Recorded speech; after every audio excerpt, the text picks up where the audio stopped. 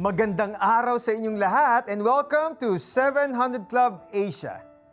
Pag-uusapan natin ang isang uri ng kalayaan na hindi mo matatagpuan sa labas, kundi sa loob. Wow, napaka-profound naman yan, Pastor Eric. And so today, we are gonna meet someone whose story is literally like that. Isa po siyang babae na kailangang makulong sa isang quarantine facility para matuklasan ang tunay na kalayaan. Sounds strange, di ba? But you know, God oftentimes uses the most unlikely places to get our attention, di ba? This is the story of Kislev. Nung mga oras na yun, talagang naisip ko na ma-end na ba yung buhay ko? Lord, kukunin mo na po ba ako? Sabi ko, Lord, ikaw na pong bahala sa akin kasi gusto ko pa pong makasama yung pamilya ko. Nang tamaan ng sakit na COVID-19, nanumbalik sa alaala ni Kislev ang minsang paglimot sa kanyang pananampalataya. Lumaking naglilingkod sa Kristiyanong simbahan si Kislev. Ngunit, Nagkaroon ako ng palihim na boyfriend. Tumatayo po ako sa church, pero yung puso ko po, wala po talaga sa paglilingkod sa ating Diyos. Meron na po akong nagagawa na hindi po kalugod-lugod sa ating Panginoong Hesus. nagbunga ng isang supling ang kanilang pagsasama ng nobyong si Jovic. Sila ay ikinasal sa kabila ng magkaibang paniniwala. Naging pagsubok kay Kislev na mahimok si Jovic na makasama ito sa simbahan. Nagkakaroon kami ng pagtatalo bago po ako pumunta sa church. So dito pa lang po sa bahay, may pagsubok na, may struggle na. Minsan naisip ko na huwag na lang ako mag-church, huwag na lang ako tumuloy kasi dito pa lang ang kita ng kalooban ko na dito pa lang may problema na nawala po kami sa church at na-focus po ako sa mga bagay na akala ko yun yung makakatulong sa akin. Nag-online selling po ako. Tapos, yun din, na-focus din po ako sa work ko. Patuloy sa kanilang buhay ang pamilya ni Kislev hanggang sa dumating ang pandemya. Sa simula ay maayos pa ang kanilang sitwasyon hanggang sa Noong August 16, nagkaroon ako ng karamdaman. Nag-chill ako after kong maligo. Bigla pong taas ng lagnat ko. Nakaranas na ako ng pananakit ng katawan, pati po yung likod ko. Hindi po talaga ako makakilos para po akong tutumba. Talagang hirap na po talaga ako sa paghinga. Parang nakablock po yung passage po ng hangin. Kaya sobrang hirap po talaga ng pakiramdam ko ng mga oras na yun. inobserbahan muna ni Kislev ang kanyang pakiramdam. Pagkalipas ng ilang araw ay nagdesisyon siyang magpa-swab test upang makasiguro habang ipinagdiriwang nila ang kaarawan ni Jovic. Isang masamang balita ang dumating. Then, here comes po yung tawag from hospital. Ma'am, ano po kasi, positive po kayo. Sa peak ka ng emotion mo na masaya kasi kumakanta kayo. And then suddenly biglang babae, bulusok pa baba, talagang nakakalungkot. Naawa ko sa kanya. Kasi yun yung fear na ang dami-dami mong naririnig sa balita na si COVID is makakamatay. Iisipin pa ng tao na pandidirian ka. Dami-dami na yung sa isipan ko eh. Kaya that time, magulo. Umiyak po ako. Pumunta ako sa kwarto ko. Talagang sabi ko, Lord, kukunin mo na po ba ako? Kasi gusto ko pa pong makasama yung pamilya ko. Nung mga oras po na yun, talagang ni-remind ako ni Lord na ipaglalaban niya ako. Yung fight na ito ay kasama ko siya. Dinala sa quarantine facility si Kislev. Sumailalim din sa swab test sina Jovic at kanilang anak. Nanatili silang naka-home quarantine. Sa puntong iyon, maraming bagay ang itinuro ng Diyos sa kanilang pamilya. Ito po talaga yung ginamit ng ating Diyos na buhay para paunawa sa amin, na wake up call na dapat umayos na kami ng aming sarili, ayusin na namin yung relasyon namin sa Kanya. Actually, nung time po na yun, never po akong naka-experience ng takot Kasi po, I have the peace na nanggagaling kay Lord because I know that the Lord is with me. And yung fight ko is pinanalo na niya ng mga oras na yun. Naging daan din ito na maipakilala si Jesus sa kanyang kapwa. Napakabuti ni Lord kasi binigyan niya po ako ng boldness na makapag-share po ng kanyang mga salita sa mga kasama ko po doon. Na-share ko din po sa kanila yung Jeremiah 29:11 na, "For I know the plans I have for you, declares the Lord. Plans to prosper you and not to harm you. Plans to give you hope and a future." Napakabuti ni Lord kasi may plano siya para sa bawat isa sa amin. Video call na lagi ko pong nakakausap yung husband ko, yung anak ko, yung mga relatives ko. Tapos meron din po kaming cell group sa messengers. Matapos ang 10 araw, idineklarang COVID-free si Kislev. Milagro rin na negatibo sa virus sina Jovic at kanilang anak. Ang kagalingang ito ang nagpabago sa buhay nilang mag-anak. Nag-start yung realization ko na talaga magbago. I surrender talaga yung bisyo ko, yung faith ko, yung lalong umiinit. Mas nakaka-attend ako kahit sa men's ministry namin sa church. Kung ano yung ginawa niyang kabutihan sa amin, dapat ko lang ibalik sa kanya rin kung ano yung ikalulugod para sa kanya. Nagkaroon na po kami ng Bible study twice a week. At nagkaroon na rin po kami ng unity in prayer. Yun, nakabilit na rin po ako sa church. Nagsiserve na po ulit ako kay Lord sa worship team. Si Jesus para sa akin, siya yung lalaban sa'yo. Kasama mo palagi sa anumang hamon ng buhay na meron kang pinagdadaan. And He is the God of forgiveness. Talagang kahit ano man yung mga pinagdaanan mo sa past, nandyan lang siya lagi sa tabi mo. Lagi siyang nakaalalay sa'yo para patawarin ka. Alam mo, Eric, nakaka-relate ako dun sa nangyari kay Kislev na in a bad situation, na akala mo ito na, really bad, doon mo pa mararamdaman yung presensya ni Lord God. Kaya napaka-interesting ang ating Panginoon. Kung saan ka nasa dilim, kung nasa dilim ka, that doesn't mean na automatically hindi ka na makakapunta kay God. Kasi hindi ka naman talaga pupunta kay God. Siya ang mag-aabot sa'yo. Basta inopen mo yung heart mo, diba, Lord, help me, I'm in the dark. He will definitely, and He cannot resist a prayer like that. I love that. God is the one who initiates. Amen. Sa Kanya talaga nagsisimula ang lahat. Ano ang masasabi natin sa kwento ni Kislev? Na-isolate siya, nakulong sa isang quarantine facility, hiwalay, malayo sa kanyang pamilya, mga minamahal niya, hiwalay sa lahat ng pamilyar sa kanya. At doon, sa isang maliit na lugar na yon, lumawak ang kanyang pananaw sa ibig sabihin ng pagiging malaya. Ang tunay na kalayaan ay hindi nagmumula sa labas ng ating kalagayan. Nagmumula ito sa isang maliit na sulok ng ating kalooban dito sa ating mga puso. Tama ka talaga, Eric, no? Maybe you, watching right now, you were touched by the story of Kislev. And maybe you are in that place of darkness. Well, hindi mo kailangan nasa quarantine facility or sa darkness para maramdaman ang pagkaka-isolate. May mga taong nakulong sa kanilang sariling mga takot, no? Or sa sama ng loob, sa mga maling choices o sa kasalanan. Pero the same God who found Kislev in that room when she was sick with COVID, well, He's looking for you right now. Kumakatok siya ngayon sa maliit na sulok ng puso mo. Gusto mo ba siyang pagbuksan at tuluyang isuko ang puso mo sa Kanya? Pwede nating gawin yan right now, whatever you are going through, with a very, very simple prayer. And all you have to do is bow your head, bow your heart, close your eyes, and pray with me. Lord Jesus, I admit that I am a sinner. For all my life, I have been making decisions for myself, for my own personal desires.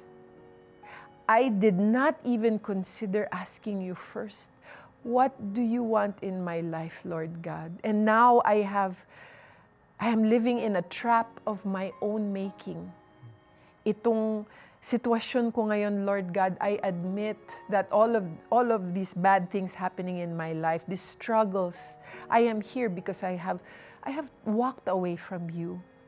But when I saw the story of Kislev, nakita ko na even if I am in the dark, you will reach out to me. So I pray, Lord Jesus, I open my heart to you and I receive you. My whole body, my heart, my mind, and my soul, take it because that is all I can offer to you, Lord Jesus.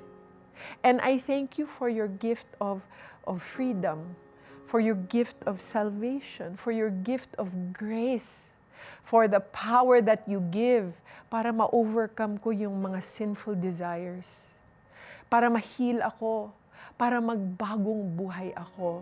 From this day on, Lord Jesus, I will walk with you and I will trust your word. I will read it. And this is my offering to you. I give you my heart, Lord Jesus. Please receive it and please change me. Amen and amen. Amen and amen.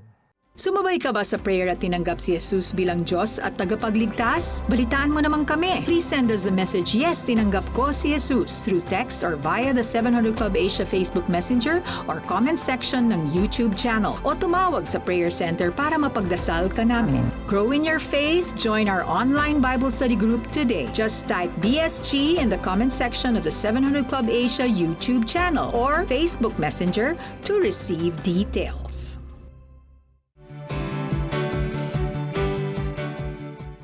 Mayroon tayong mga kapatid na nag-post ng kanilang mga prayer requests sa Facebook page ng The 700 Club Asia. Narito ang ilan sa kanila, si Maribel na nagdarasal para sa kanyang asawang nawalan ng trabaho at nangangailangan ng bagong oportunidad. Si Carlo praying for healing para sa kaniyang ina na may malubhang sakit. At si Dina na nananalangin para sa kanyang pamilyang makaraos sa matinding pagsubok. Sama-sama po tayong manalangin para sa mga requests na ito. Para kay Maribel sa kanyang asawang nangangailangan ng trabaho, aming Diyos Ama sa langit, ngayong oras na ito, kayo po'y gumagawa na, kumikilos, Panginoon, may paraan para magkaroon po sila ng pagkakakitaan. Pero naniniwala ako, Panginoon, na sa paggawa mo ito ng isang paraan para sa kanilang kabuhayan, binabago mo rin, Panginoon, ang kanilang mga puso para maging aligned sa iyong perfect purpose and will for them. It's not just the money that will give them salvation, it is the giver of hope, love, and mercy and forgiveness. In Jesus' name, amen. Si Carlo naman, healing sa kanyang ina, Panginoon, ang aming idinudulog sa inyo ngayon. Nawa, Panginoon, paggalingin mo ang pisikal na pangangatawan ng ina ni Carlo. From the crown of the head of the mom to the sole of her feet, she is being restored to full health in the name of Jesus. Dina, para sa kanyang pamilyang nangangailangan ng lakas at biyaya sa kanilang mga pagsubok, in the name of Jesus, all of these challenges, Lord God, they can face it, Lord God, with strength, with hope that comes from you alone. Bless this family. In the name of Jesus, amen. Amen and amen. You know, God hears every single prayer, even if you feel na He's not listening. And you know what? He is moving on your behalf even now. Kaya wag po tayong titigil sa prayer. Patuloy tayong mag-push, which means pray until something happens. Nagnalangin si Peter Kairos at ako'y sumunod. Naramdaman ko na tuloy-tuloy ang pag-recover ko. Doon ko naranasan yung kapangyarihan ng Diyos. Wala kaming pera pero naitayo namin yung farm na ito. Nag-restore sa akin, finances, trabaho. Lahat po yan galing sa Panginoon. Tulad ba nila ay sinagot din ng Panginoong Jesus ang iyong panalangin? We want to hear it from you. Please text answered prayer and share your story with us. Send it to 0917-126-1442.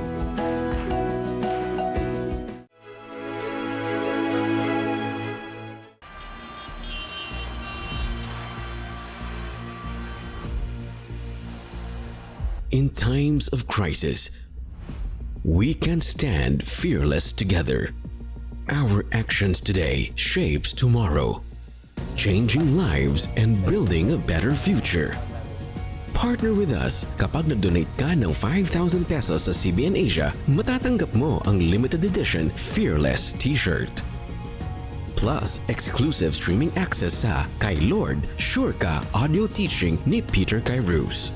Wear that bold statement and bring hope. Scan the QR code to donate and be a CBN Asia partner today.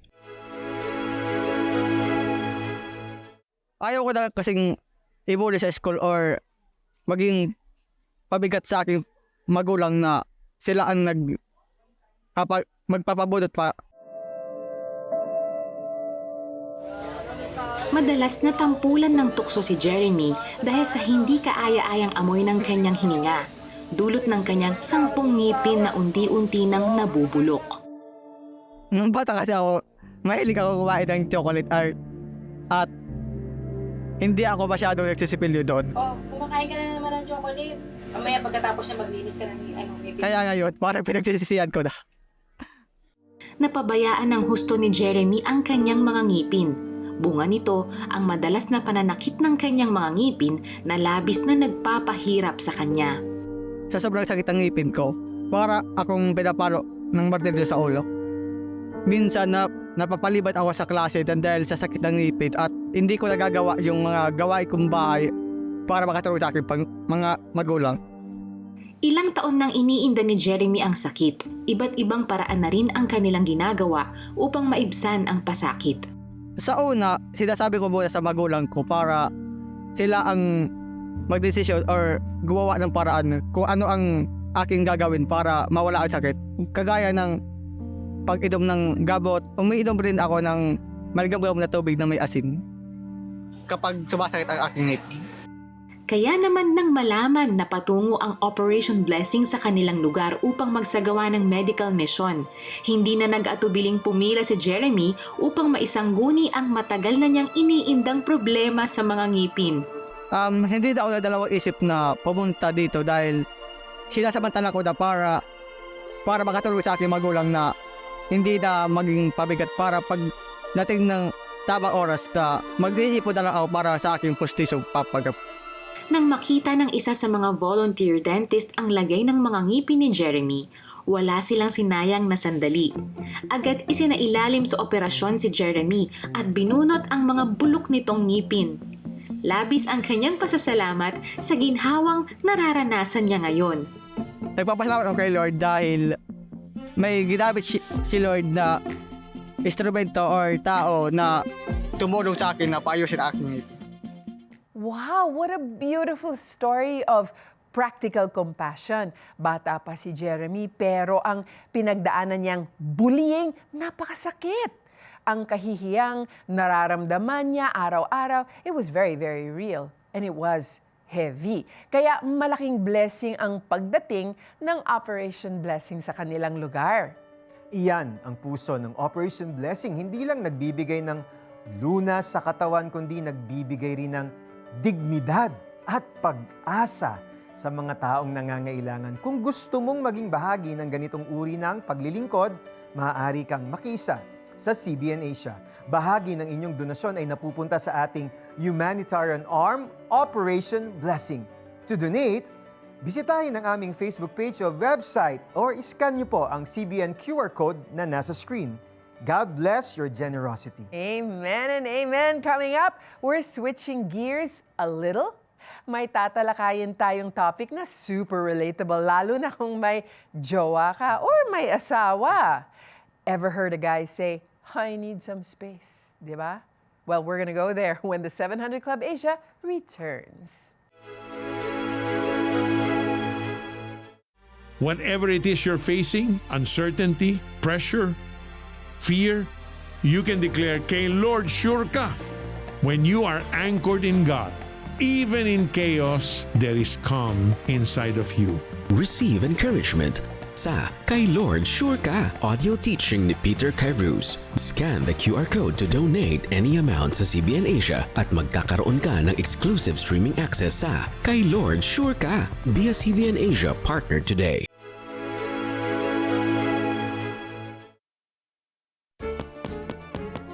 Honey, let's talk. Okay, but not now. Huh? Why? I need some space. Space na naman. Alam mo, kung gusto mo, pumunta ka na lang sa outer space. Doon magpakasawa ka. There you go again. Kailan mo ba maiintindihan na kailangan ko ng space? Eh bakit? Ikaw lang ba? Ako din naman. Kailangan ko din ng space.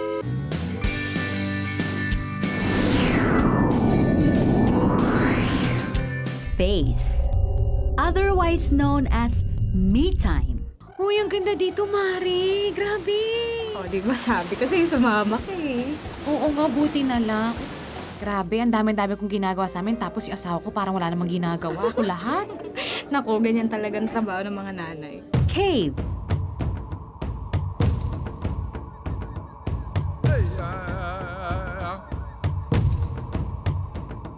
or man cave.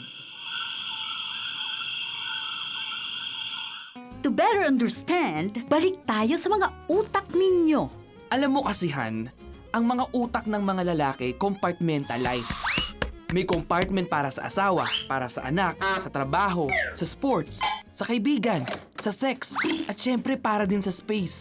So ang lalaki, mas kailangan ng oras upang i-accomplish immediately ang kanyang task. Gusto niyang makakompleto at makarami. Finding time for himself, mas need na isang lalaki kasi gusto niya may ma-accomplish siya bilang tao.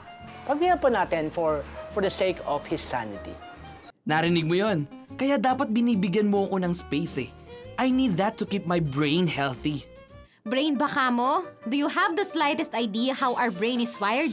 Our brain is likened to streets and alleys. Interconnected ang lahat ng bagay para sa amin. Kapag may problema kami sa asawa, apektado pati mga anak, pati trabaho, pati kaibigan, lahat-lahat na. Kaya dapat may me time din ako, di ba? Hindi lang ikaw. Dapat kung palagi siyang nag-aalaga o nagluluto sa bahay, ang kanyang break ay wag natin siyang palutuin. Totally, bigyan natin ng time na mag-swimming, mag-shopping, kasama mga friends mo, mag-chismisan kayo. Ang babae ay mas marami siya na ikikwento, mas marami niyang kinikwentuhan upang makarespond to a neurological pressure. Did you hear that? Kaya nga, you need your space. I need my own space too. My me time, in my cave, alone, all by myself. Oo na, kaso naman napapadalas na yata yung pagtatago mo sa kuweba mo. Hindi naman, Han. Once a month nga lang eh. Di ba, Doc Danny? Let's say yung asawa mo nagmaman cave thrice a week. There's something wrong. Pero once a month gusto niya mag-isa, okay lang. Oh, see, Han? Okay. Yan, totoong freedom. There will be a lot of rest and break that will recharge a person. Kaya pagbalik niya, very healthy na siya. Psychologically and neurologically healthy, mas maalagaan ang pamilya. I'm sure pagbalik niya, excited siya kasi na-empower mo siya. Ito ay pagbibigay na halaga sa kanya bilang tao. Hay nako, sige na nga. You can have your space. Go! Thanks, Han. Bye-bye. Ang cute naman. Alam mo, Joyce, highly debatable topic na to, di Oo ba? nga, oo. Pero I wanna have the right perspective then. You know, as a man, of course, I need time, but my wife also needs time. Kailangan niya ng time. Pero I think I wanna put it in that right perspective of we have lost the art of solitude. Yeah. Ay, that is so beautifully said, Diba? Eric. I Yun love yun eh. it. I think The art of solitude. So, itatanong kita, no, Eric, totoo ba yon? Nagsasabi ka ba rin sa wife mo na, I need my me time, I need my space, I'm an astronaut, whatever? Well, yes and no. I never said that verbatim na Okay. I need time. Go away. But my actions, you know, dictates that sometimes I want to be in the corner of the room, read my stuff, Right. and, you know, prepare some stuff. Yun nga solitude. Solitude. It's a time alone, not really alone, but it's a time with God. Yes. Communing with Ayun, God. ayun. Yun yung mahalaga. So lahat tayo, we need solitude. We need that space because we need to be speaking to God, reading His Word. No? So parang alone but not alone. Correct. Yeah. Tamang pananaw dyan. At karamihan, Exactly. Karamihan would agree. Nasasabi talaga namin yan. Not necessarily with words, but with our actions. Minsan, kailangan talaga ng lalaki yung sandali ng katahimikan at ng babae din. Hindi dahil ayaw niya sa kanyang asawa o pamilya, kundi para, makapag-isip ng maayos, align his thoughts, and perspectives, para makapag-recharge, para pagbalik niya, talagang buong-buo na yung kanyang misyon sa buhay para sa kanila. Ayan. Okay. Well, intellectually, gets yan ng mga clingy type na tao. Kasi hindi lang naman babae ang clingy, lalaki din, di ba? Pero aminin natin, clingy people. The first time your significant other says that to you, I need my space, what we hear is, I need space from you. Di ba? So parang nagiging personal. Or worse, parang ang naririnig natin is, lumayas ka. I don't need you. So, automatic na yung overthinking sa atin. We think, anong ginawa ko? Anong mali sa akin? May ibang tao na ba? May ibang love na ba siya? Di ba? Kaya nga, importante ang, Joyce? Ano? Communication. Di ba? Kasi kung hindi mo ipapaliwanag sa iyong partner o kabiyak, bakit gaano katagal? O anong reason? Para saan yung space na yon, made-default siya sa worst case scenario. Pag maayos ang iyong communication. Saka totoo. Dapat honest. Totoo. You're not lying. Magtitiwala sa'yo yung kapareha mo, yung babae, asawa mo. Simple lang yan in theory. Pero kailangan talaga ng grace ni Lord para magawa natin yan consistently. Oo. Mamaya yung space na yan is kalokohan. Bad yun, di ba? Hindi dapat ganun. Pero ang ganda ng sinabi mo, Eric. Kailangan ng grace ni Lord. Kasi totoo naman. At ito actually ang connection sa tema natin ngayon. Ang tunay na freedom sa isang relationship. Hindi ito yung pagtakas sa isa't isa. Ito yung pagiging secure enough na kaya mong bigyan ng iyong mahal sa buhay ng space na kailangan niya. At hindi ka natatakot o nai-insecure dahil alam mo na babalik siya. Yun ang trust. Yan ang tunay na freedom. Ganoon kasi si Lord sa pakikipagrelasyon sa atin, di ba? Papalayain niya tayo sa takot, sa insecurity, at sa pagiging control freak natin. Ang tunay na kalayaan ay nagsisimula sa pagsuko at pagtitiwala. Unang-una sa ating Diyos at susunod na lang sa mga mahal natin sa buhay. Amen! At iyan ang pangako niya sa bawat isa sa atin. In John 8:36, Jesus says, "So if the Son sets you free, you will be free indeed." Kalayaan for real. Yan ang promise sa atin ng Panginoon kung ipagkakatiwala natin ang buhay natin sa Kanya. So if you need prayer or you want to share your testimony or talk freedom with us, message us on the 700 Club Asia Facebook Messenger. You can also call the number on your screen. And if you want to partner with us in bringing more stories of hope and freedom, iscan nyo lang ang CBN Asia QR code to send your support. May God bless you and keep you, and may He make His face shine upon you and give you everlasting peace. God bless! Ngayong Huwebes, may edad na si Pat nang pumasok sa law school at nakapasa sa bar sa unang take. Galit, lungkot, at mga tanong, lahat yan bit-bit ni Rhea. Sinira ng bagyo ang tirahan ni Nanay Natividad. Tanging litrato ng gumuhong bahay ang naiwan. Tunay na malaya. Tampok sa The 700 Club Asia. Huwebes alas 12 ng gabi sa GMA.